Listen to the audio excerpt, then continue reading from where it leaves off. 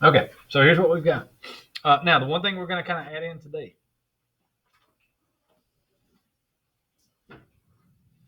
is we're going to talk about the principal,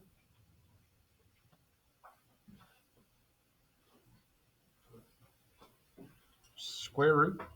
We'll go through these. And with the principal square root, that means that we're not going to have to worry about using the absolute value. So if we talk about the principal square root, we're going to assume that the answer is positive.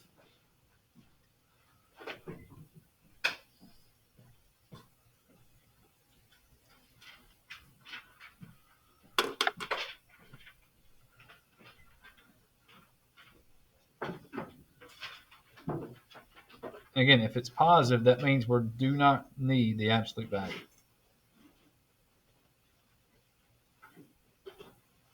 Okay, so yesterday we were having to throw in that absolute value on some of the answers. Today, the good news is we're not going to worry about it. We're just going to do the work, and whatever the answer is, the answer is. Now, again, that's only for when we're doing the even square roots or even roots we're doing. So if it was fourth root, that was one, like that example, we had to put that one in. If we do this problem today, then we're not going to worry about it. That would just be our answer that we're looking at. So that was from section one that we're just worrying about that one time. This one's for today, and we're not going to have to worry about doing that anymore because we're okay now. All right, so here's where we're going to pick it up just a little bit because yesterday everything was like this problem. Everything worked out perfectly when we took 20 divided by 4, we got 5. We got 8 divided by 4, we got 2. Now, here's where we're going to get scary a little bit.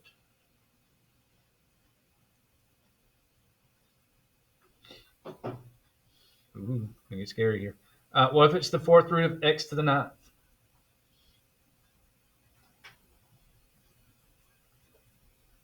okay, now we're still going to do like we did yesterday. We're still going to take the x. We're still going to do 9 divided by 4. But if we do that, it doesn't come out evenly. So when you do your division on these, basically we're just going to kind of divide these two numbers like we would do with the regular long division. We're going to take 4 and just divide it into 9. It goes 2 times with 1 left over.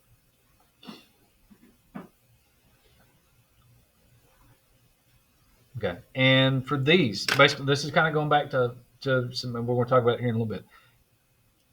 This is our outside power. When we did we watched the Finding Nemo video, we did the exit buddies for square roots. This one's still doing that same thing. We're still basically doing the exit buddies. So if we're doing this one, we're going to say that 2 of these got out, and whatever your remainder is, it remains inside the radical. So these are exit buddies. They get out. This is whatever you got that remains on the inside that doesn't have the exit buddy. So for final answer on this one, we're going to have 2 x's that get out, and we're going to have 1 x that's going to be stuck on the inside. And again, if it's x to the first power, technically we're supposed to put a 1 there. But if it's x to the first power, you don't have to put a 1. You can just leave it just as x there.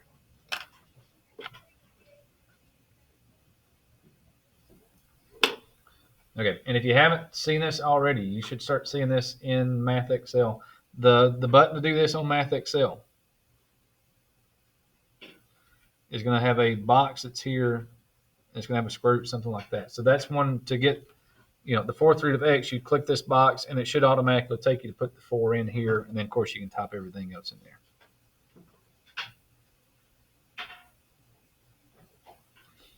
Okay, so that's the new button. Because again, yesterday everything came out perfectly. We didn't have anything left over on the inside of the square roots, or fourth roots, or fifth roots, or whatever we're doing. Today you're going to have some leftover stuff, so you're going to have to kind of start using that button to kind of get it through there. Okay, now this part, you don't necessarily have to write this down, but that's kind of the way I teach this one. The book has a little different way of showing it, so let me show you. If you want to write this down, you can. You don't have to. This is the way, if you're going through and look at the online textbook, when they give you some examples, sometimes this is the way they're going to show it when they've got the same problem. If you want to watch this, we're going to get the same answer and do the same thing. It's just they kind of just take a different way to talk about it when they get there. Okay, so for the book way, what they kind of do is they say, all right, if it's x to the fourth or fourth root of x to the ninth, it's going to ask you to basically do multiples of 4. That's going to get you close to this number. So for the book way of it, they're going to say, all right, well, if we do multiples of 4, you've got 4, 8, 12, 16, that kind of thing. That they're going to say, all right, x to the 8th will get us really close to x to the 9th. But we need one more. So we're going to break this thing down as x to the 8th and then x to the 1st. So basically, we're going to take the 9x's we got here for x to the 9th. We're going to put 8 of them together, and then we're going to have one left over.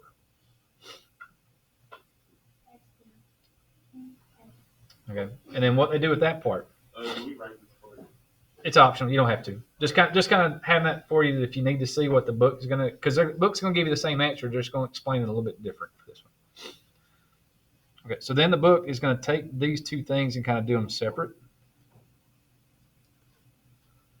And then they're going to say, all right, well, if that's 4th root of x to the 8th, we can take 8 and 4 and divide it and get x squared.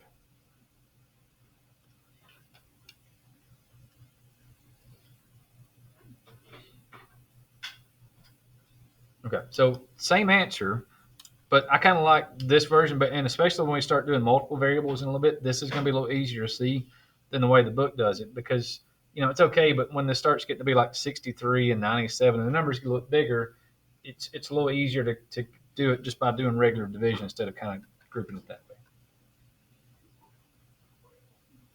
way. Okay, so again, that's just the way the book is going to kind of go about it. It's still doing the exact same thing. It's just, a different twist, a little different version of how they're going to look at it to get there. And I really don't care which way that you get there. As long as you get the answer, either way is fine with me.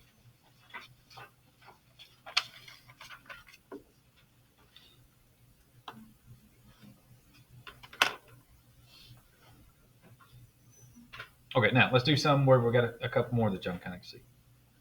Everybody good there? Yep. Okay.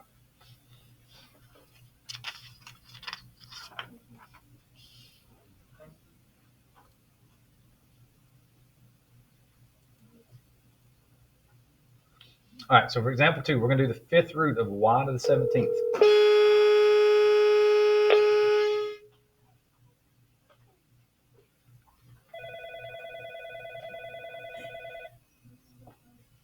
Okay, and again, all we're going to do for this one to simplify is we're going to take the 5 and divide it in 17.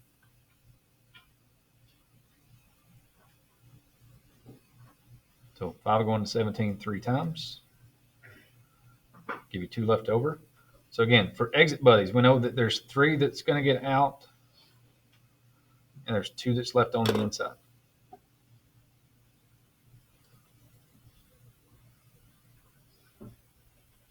Okay, so we need 3 y's on the outside, so we're going to do y to the 3rd. We got 2 y's left on the inside.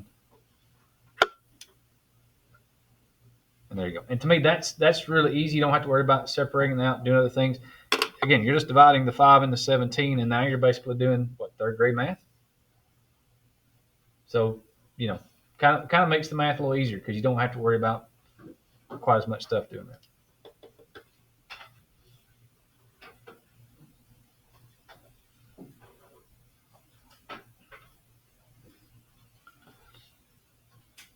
Okay, let me do this one. Let me let y'all try this one and then see what you can do. And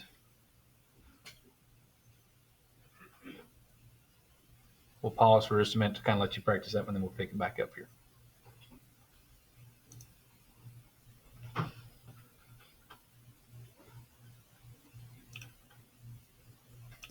All right, everybody got something? Okay, so you should just divide 6 into 23. Should go 3 times with 5 left over. So again, we've got 3 that's out and 5 that's left in. So we should have a y to the 3rd on the outside, and then y to the 5th on the inside. Okay, everybody get that? Anybody not get that? Okay. All right, now if you've got 2 variables, still the same concept, still the same thing. So for this one, let's do the 4th root of t to the 39 and then b to the 17. Okay, and here's kind of why I do something a little bit different than the way the book does it. And this is something that just changed. Doing some things one year where we're talking about doing it the book way, and then we just kind of stumbled across doing it this way. Because again, all you're going to do is for the t's, you're going to take 4. If you want to think about it this way, you're just going to take 4 and divide it into 39. And then for the b's, you're going to take 4 and then divide it into 17.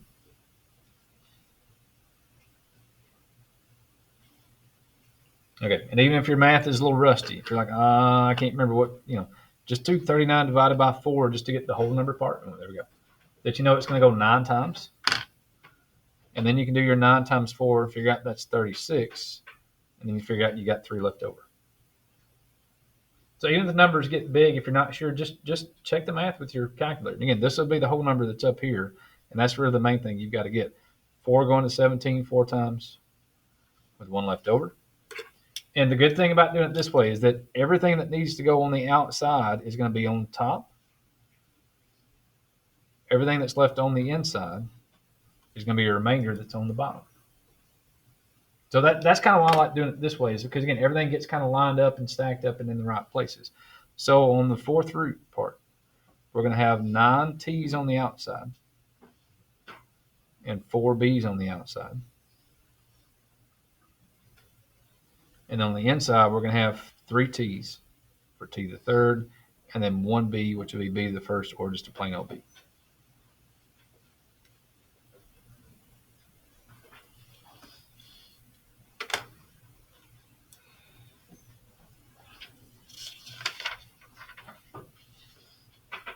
Okay. Everybody, is that okay?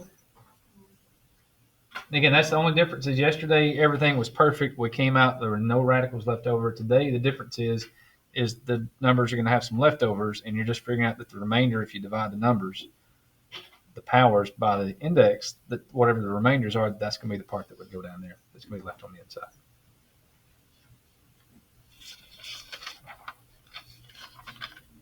Okay, so there's that second. Yesterday was all about just simplifying, just making sure we can work with the square roots and all the radicals.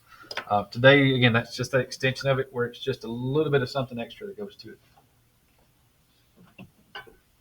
Okay, and then the one other thing we're going to have one more thing to it that's also going to have some more simplifying with it. But the next thing we're going to add in to kind of fill in the last part of it here is now we're going to do that was the simplifying part. Now we're going to do the multiplying part.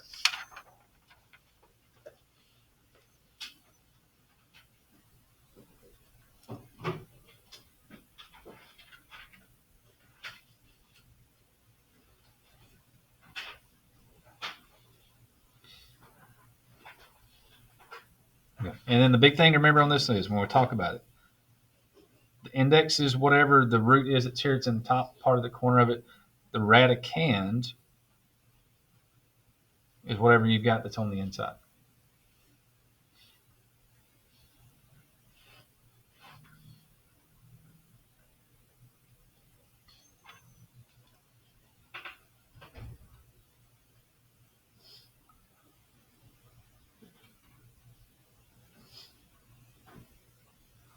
Okay, and the first thing you've got to check is that when you're multiplying two things together, if you're multiplying two radicals, the index must be the same, so that if they give you one, that's square root and one that's third root of something, you cannot multiply those two things together. To be able to multiply two things together, they both have to be third roots, or they both have to be square roots. If one's the third root, one's a square root, it doesn't work for that.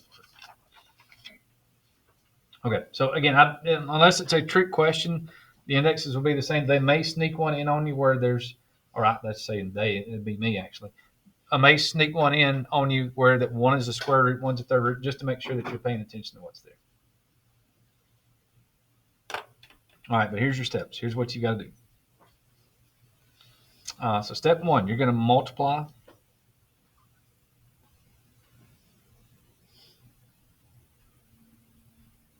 the radicands. Take the number that's on the inside, we're going to multiply it together because we're multiplying, so we're going to multiply it together.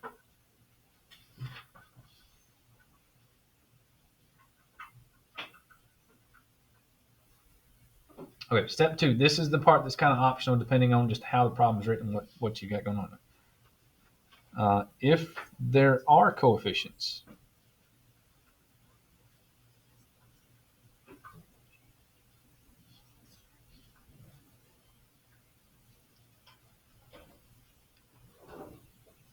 front of the radicals.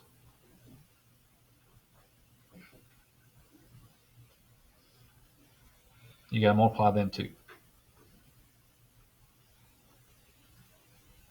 Again, it's sometimes you'll have a number, you'll have some coefficient. Again, we're talking about coefficients. Now, if you had like 4 times the third root of x or something like that. So if there's a coefficient out front here and you've got another one that's got a number out front, that's where you multiply those two together. It'll kind of be mixed. Sometimes you'll see some coefficients and sometimes you won't.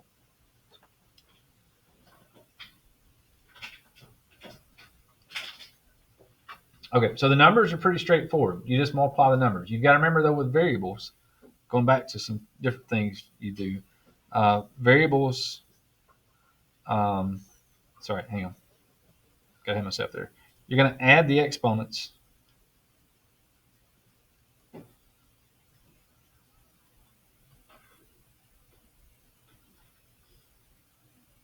of like variables. So if you're multiplying x squared times x to the third, remember that if that's the case, you actually just add the two exponents together. So you would, if it's x squared and x to the third, you make it x to the fifth.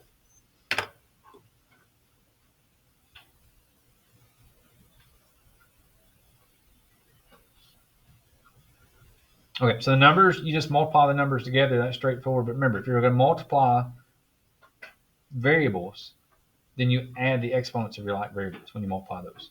So numbers, you multiply them, but exponents, you have to add the variables. Exponents.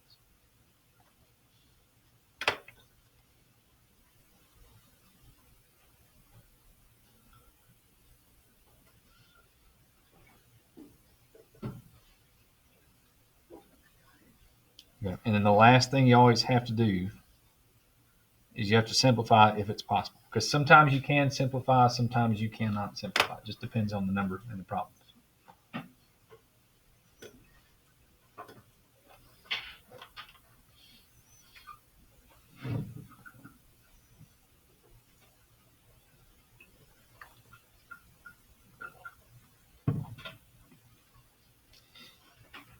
Okay, so first thing we're going to do, we're going to give you one where we don't have the exponents with the variables. We're just going to give you some numbers to start with and make sure everybody's okay breaking that one down. And then after we do that, then we'll start mixing in some variables with different parts and problems.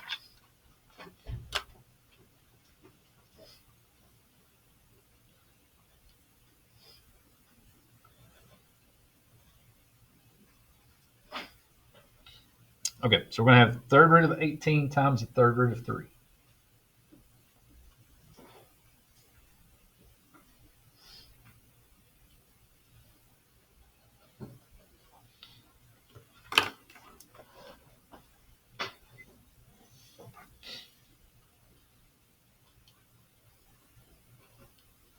Okay, so first thing we're going to just take 18 times 3 and multiply, and we'll get 54. Now, I tell people always go ahead and do this anyway, because every now and again you'll get some numbers that will sneak in there that'll be perfect numbers. And again, here's where y'all got to practice on this one a little bit. That if we've got the third root of 54, hurt you a little bit. Okay, so third root of 54, again, to do that, we're going to need the 3, hit your second, and then hit your arrow button that's here so that you've got that. And then put in the number. And if that comes out to be a whole number, you've got your answer. In this case, it's not a whole number. We've got these decimal numbers, so that means we've got to take this 54, and we're going to have to break it down. We're going to have to do our Finding Nemo. We're going to do our exit buddies with Finding Nemo. Now, we did 18 times 3 to get 54, so just rewrite it as 18 times 3. And remember, for the prime numbers, we're looking for 3s, 2s, 3s, 5s, and 7s. So we've got a prime number there with 8 with a 3. 18, you can make it 2 times 9. And then 9, you can make it 3 times 3. So we've got a 2, 3, 3, and then a 9. Another 3 there.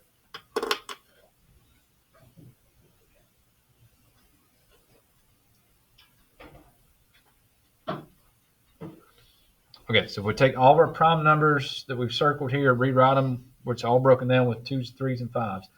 Here's what we're going to do.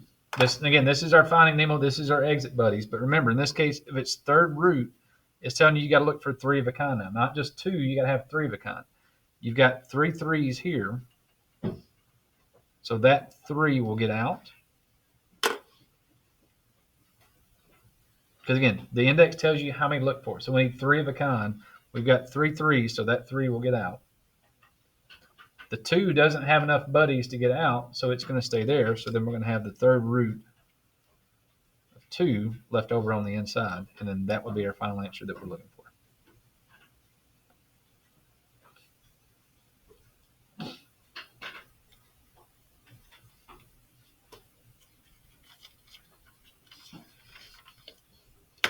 Okay, and that's probably the biggest difference from when we did, what's that been, a month ago, month and a half ago? When we were doing square roots back then, we were only doing square roots. Now we're going to do square roots and third roots and fourth roots and fifth roots.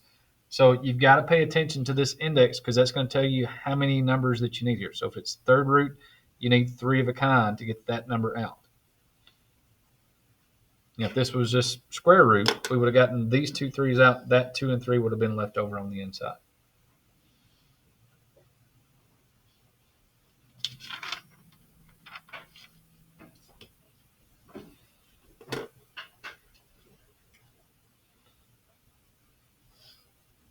All right, let's do a few more of these. Just make sure we're good here. So let's do square root of 8x to the 5th times square root of 3x.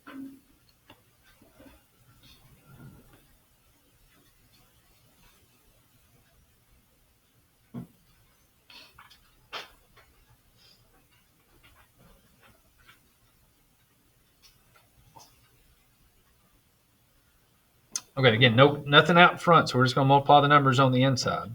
So we're going to do 8 times 3. And then the variables, we've got x to the 5th. And remember, that's still technically x to the 1st. So if we multiply the numbers together,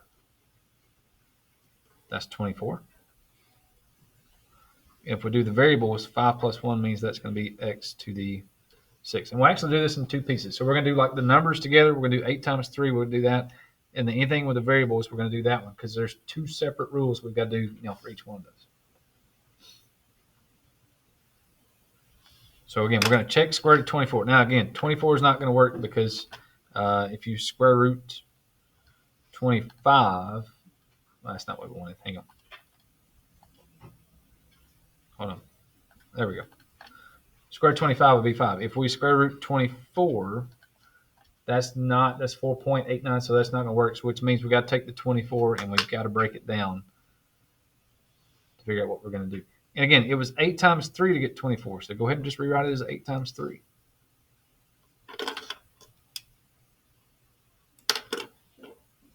Eight is 2 times 4, and 4 is 2 times 2.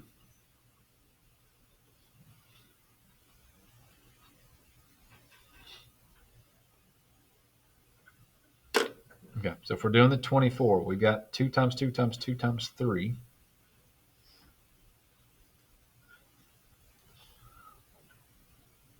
And remember, if we're doing square root, technically these are all 2s. If we're doing it that way. So again, if it's square root, we need 2 of a kind.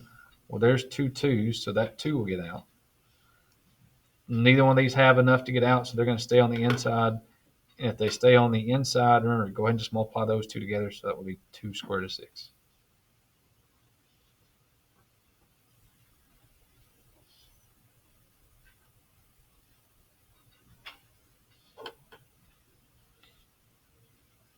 Okay, so we're square rooting 24. That's going to be 2 squared root of 6.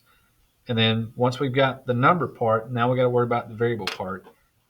That again, for the variable part, we're just going to take the 2 and divide it into 6, which, again, figure out real quick, that's easy. That goes 3 times with no remainder. So that means we're going to have 3 that's going to go on the outside.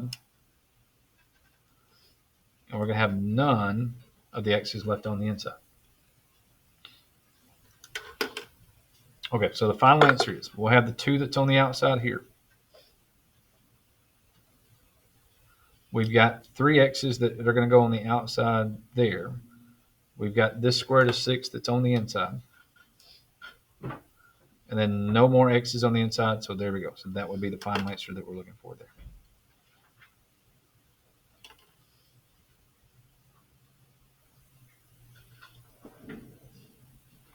Okay, And that's really what you want to kind of think about when you're going through these. It's almost like a two-part question that you've got the number part that you're going to work on, and then you've got the variable part, and at the end you just bring those two answers back together with all the pieces that would be there.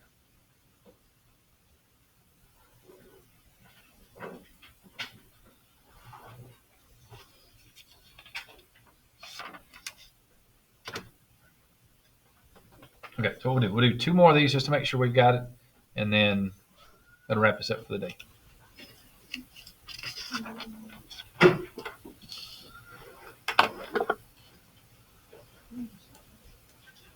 Okay, so this one we'll go back to third root. So let's do third root of 4x to the fifth y.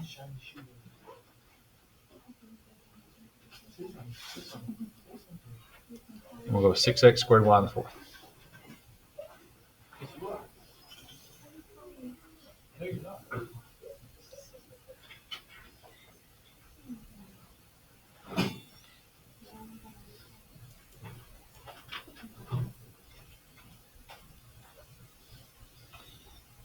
Okay, and you can do this one a bunch of different ways, but if you just bring everything together, we've got 4 times 6, we've got x to the fifth, we've got x squared, we've got a y, and y to the fourth. Again, if you want to go back and put a 1 on this one, because it didn't have an exponent that way, we know it's kind of there. So go ahead and kind of bring everything back together first. Okay, and then from there, just kind of do what we can do. We know that 4 times 6 is 24.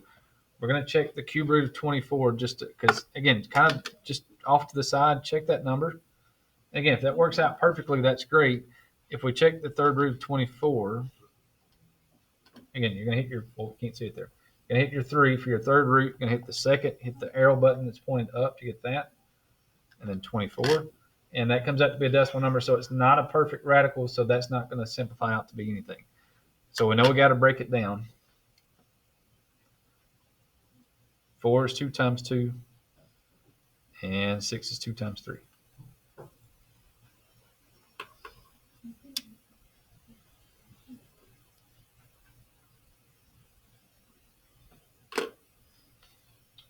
Okay, so if we take the 24 we've got and break it down, it's 2 times 2 times 2 times 3.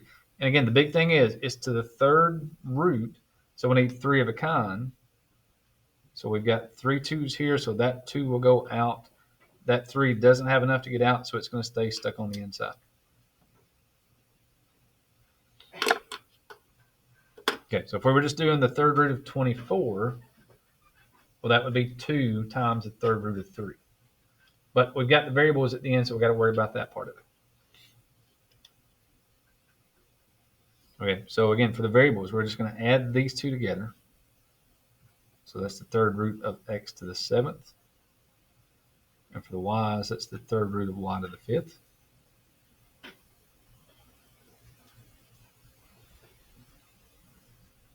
And here's the easy math. We're just going to take 3, divide it into 7. Over here, we're going to take 3 and divide it into 5. So 3 going to 7 2 times. 1 left over. Oh, 3 going to 5, not 2 times. How about 1 time? With 2 left over.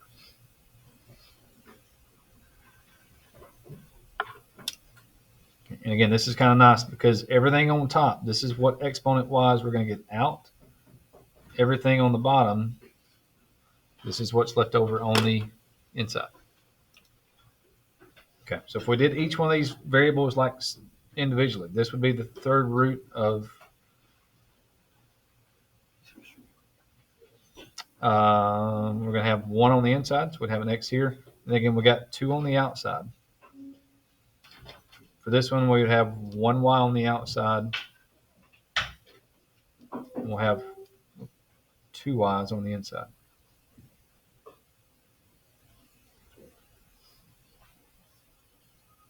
Okay, and then what we're going to do is we're basically going to take all 3 parts and just put everything on the inside together and then everything on the outside together.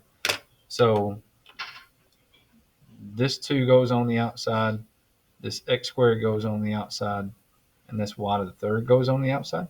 Or sorry, just that y goes on the outside.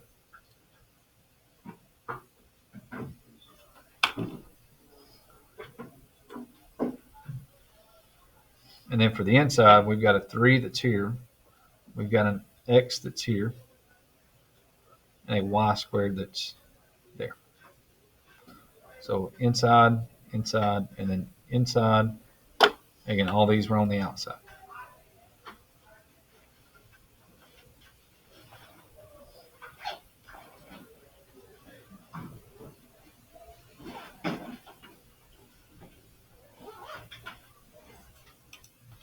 Okay, so then the last example of the day.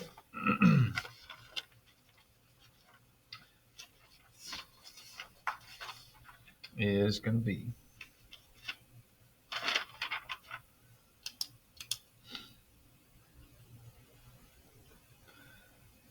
square root of 45 x to the 5th, y to the 3rd. I'm going to multiply that by 35 x, y to the 4th. Okay, if you bring that together, if we do the 45 times 35, if you check it, it is not a perfect square root, so that's not going to simplify down to a number for that part of it. And we'll do the variables over here. So for square root, we've got x to the 5th, x to the 1st, y to the 3rd, and then y to the 4th. Okay, again, if we check the number that's like 1575, I think for this one, if you check that, it's not a perfect square root. So then we're breaking these numbers down. We've got 5 times 9, 5 times 7. The 9, we can make it 3 times 3. So as far as prime numbers go, we're looking at 3, 3, 5, 5, and 7.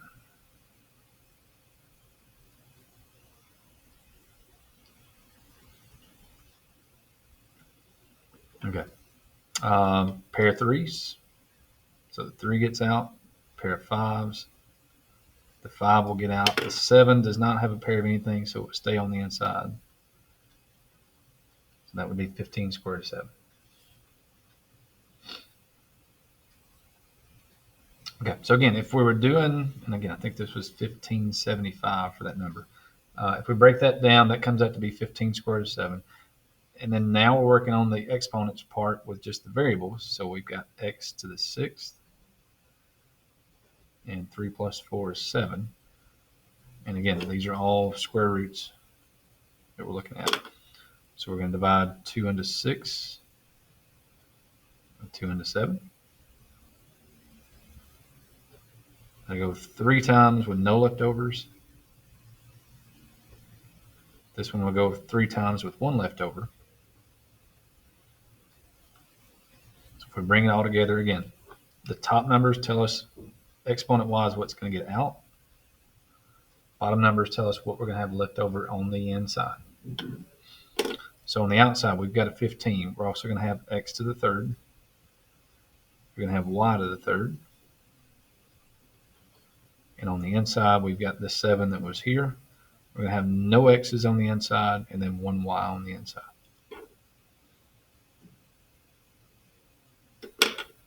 Okay, and again, basically do that in 2 pieces. You've got your whole number, your number part here that you've got that you'll break down.